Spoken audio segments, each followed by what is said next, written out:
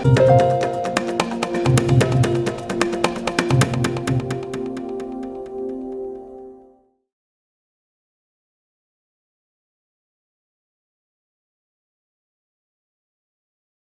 the beginning, you started preparing such a story and you showed it either on video or on DVD, then later on websites.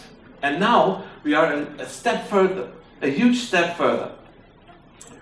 Transmedia storytelling, and I will give you a definition in a few seconds, but let's first clear or clarify what the other things mean. Digital storytelling we already talked about. It's combining a kind of narrative and digital media like pictures and little movie snippets to a new kind of film. Multimedia storytelling means everything that uses more than one kind of media. If it's only one kind of media, it's actually, of course, not multimedia. Cross-media storytelling is similar, but not transmedia. And there's the huge difference. Cross-media means you tell the same story through different kinds of media. For example, Lord of the Rings. You have the books, you have the movies, but it's always the same story. Or for the fans here in the audience, I don't know, Game of Thrones. Game of Thrones is always the same story. It's a little bit changed, but it's always the same story. Transmedia storytelling is something different. Henry Jenkins coined the term of transmedia storytelling, and he said that each medium does what it does best.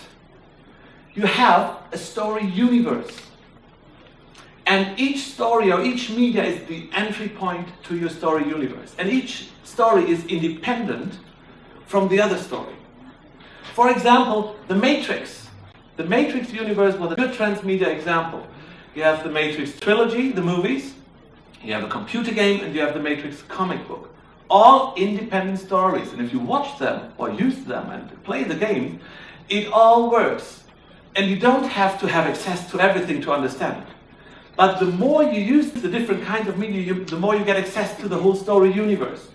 That is extremely important, that you create your own story universe. Each format or each platform is good for something. You would try to publish only a text in a movie. That doesn't make any sense. So use the medium for what it's good for what it does best. You can use social media elements, and I'm not only talking about Twitter and Facebook and everything. Social media means, in this case, much, much more face-to-face. Of course it uses a little time, and of course you need to read a lot, and of course you need to learn a lot, but the result is amazing at the end. That was the producer's view. So now we have the recipient's view.